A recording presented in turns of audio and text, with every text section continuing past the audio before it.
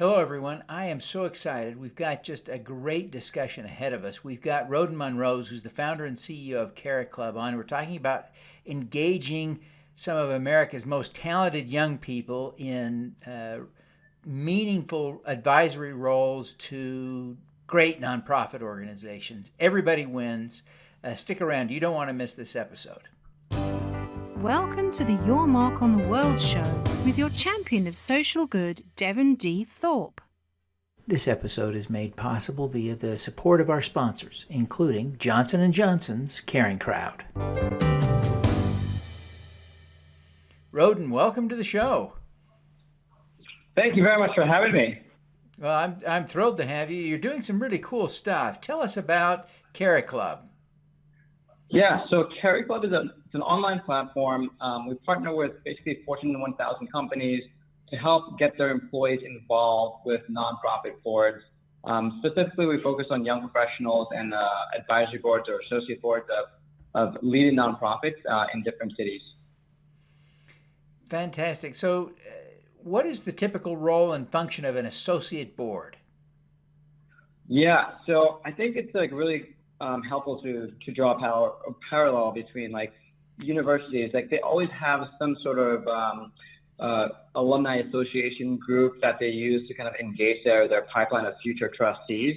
A lot of nonprofits are really adopting that same concept and creating these young professional boards as a means to cultivate the next generation of board members.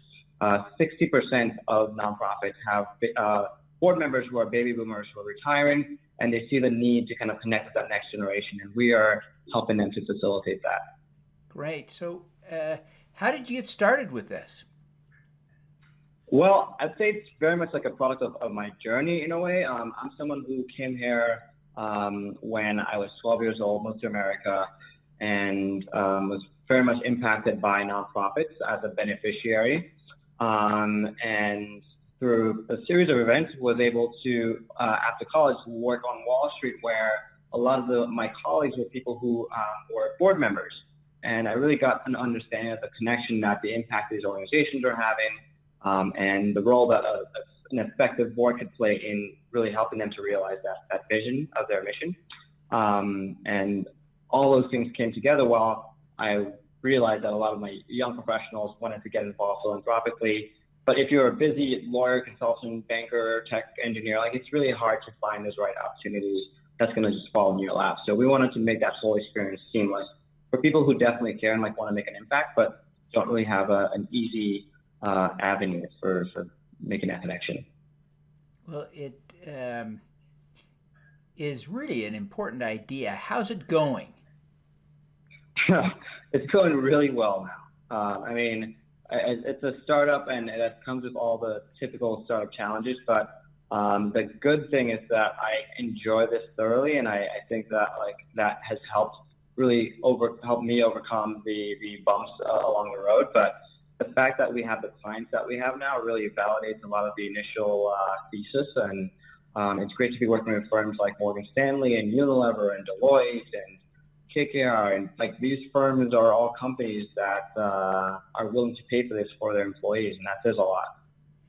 So what are they paying for?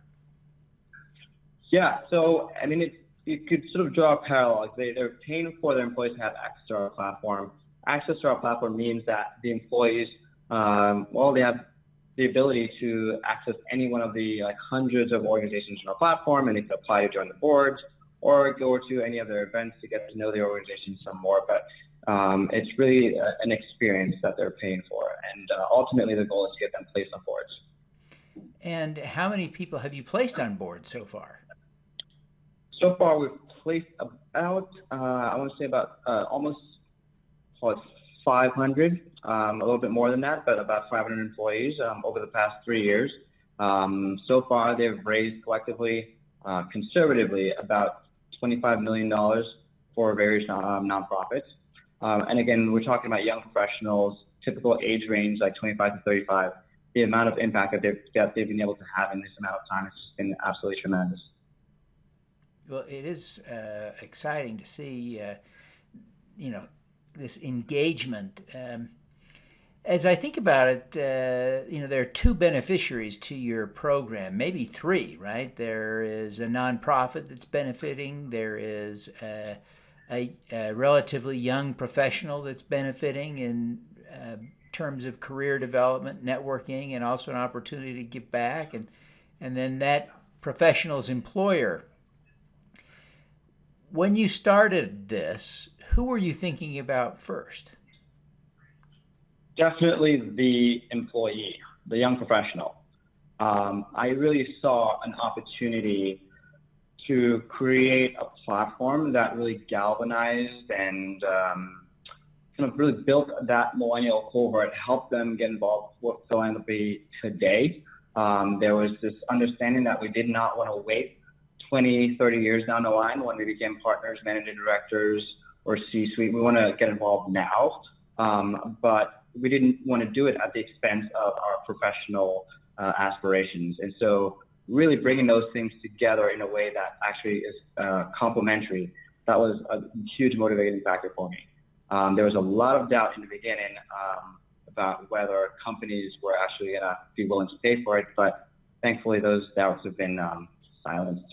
Yeah. So how have the nonprofits reacted to their experience with the program?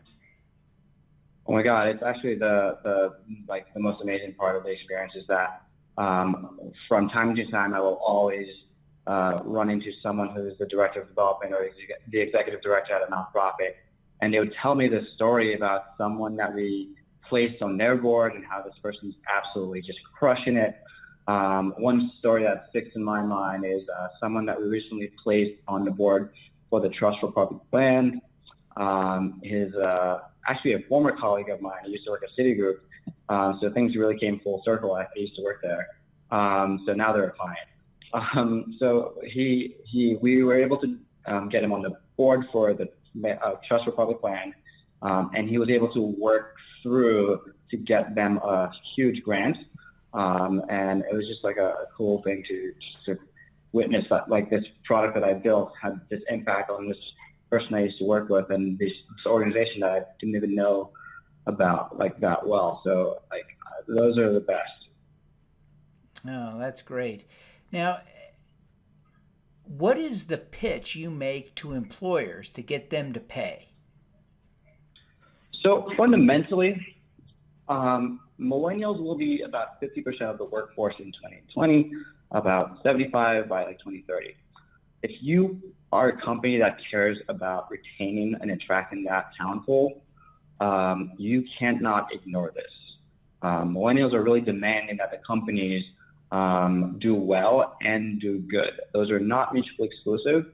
And if you care about your brand, if you care about the culture you're trying to cultivate and the talent you're trying to attract, you have to offer something along those lines for that talent pool. Obviously, everyone cares in their own way about like wanting to make an impact. Caring about making the world a better place is not a millennial only thing. I'd say that the one thing that is unique about millennials is that they're more like demanding that their companies do this, whereas others would just like were more willing to just do it outside of work, like on their own, as a side thing. Millennials are bringing that like ethos to work with them, and so that fundamentally is important. Companies need to be able to attract and retain that talent pool. But beyond that, there's certainly the value from like leadership development. There's the professional networking that you mentioned earlier. There's certainly the value to the company in terms of enhancing its brand and having their employees out in the community. All of those things are beneficial, and they recognize that. What are you most proud of having accomplished? Wow. I mean, when I started this company, it was a challenge for me because it didn't already exist. And I wasn't sure at all if it didn't exist because someone tried it and it just failed miserably and it was just a bad idea that someone had already figured out, or someone hadn't really given it a shot. And so that uncertainty was very scary in the beginning.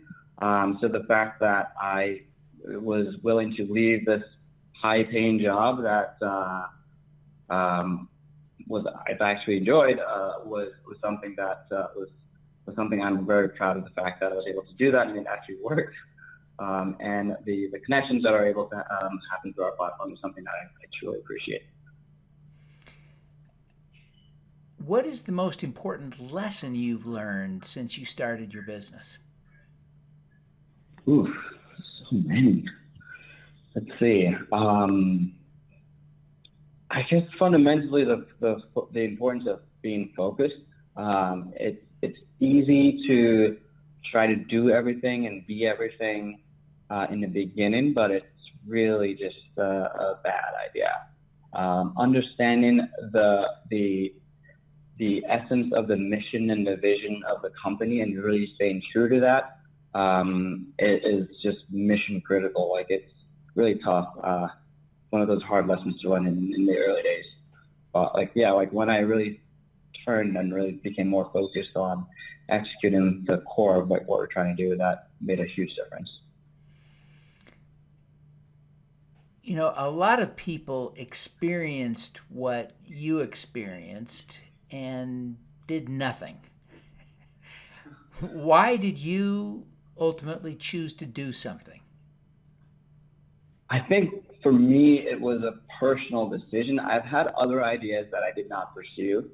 But for me, having benefited so much from nonprofits growing up in a single parent home, education was a huge importance for my mom.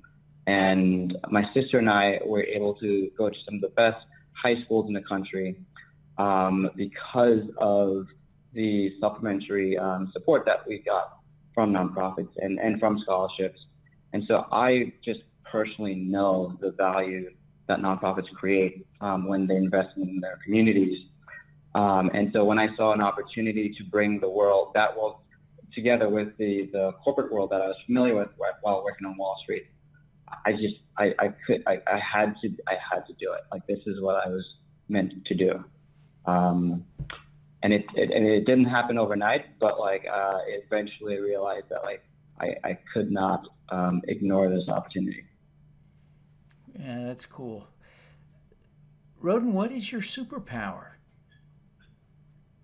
You know, I've been thinking about that, and I've used that phrase. I think one of my superpowers is that I am adaptable. I am not afraid of having a strong opinion about something, and later on discovering new data, new research, new whatever, and really just changing my mind, changing my opinion on whatever beliefs that I had.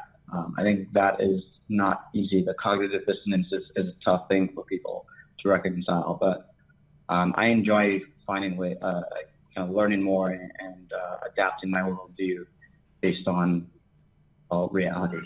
There you go. Well, Rhoden, I really appreciate you taking the time to be with us today. Before you go, I wonder if you would take just a minute and tell people how they can learn more about Cariclub and how they can connect with you personally. Sure. So Cariclub, you could just go to cariclub.com, go to our website and click on the request invite. That's going to allow you to get in touch with someone on my team, and we could help you talk with you about how you go about getting access to our platform. And I'm just, email me. Great. Well, thank you very, very much. Again, Rhoden, we really appreciate your time today, and we wish you every success in helping to build nonprofit boards and to help young people engage in more meaningful work. Yeah, it's been great. And there's so much interest. The demand is great, and the nonprofits are loving it. Everyone's really benefiting a great deal from this ecosystem. I'm looking forward to 2019. Great. Well, thank you for being with us. Thank you. All righty. Let's do some good. At Caring Crowd, we believe everyone has the power to make a difference. Through our crowdfunding platform for community health, we empower passionate people to drive real change. Whether you work for a nonprofit organization, volunteer, or want to get involved for the first time, you can post a campaign on Caring Crowd. Join us, because caring is where change begins. Thank you for listening. Devin Thorpe's mission is to end extreme poverty, improve global health, and mitigate climate change before 2045 by finding and sharing the stories of those who are doing the most good. You can join with other listeners to accelerate Devin's mission by visiting helpdevin.org right now.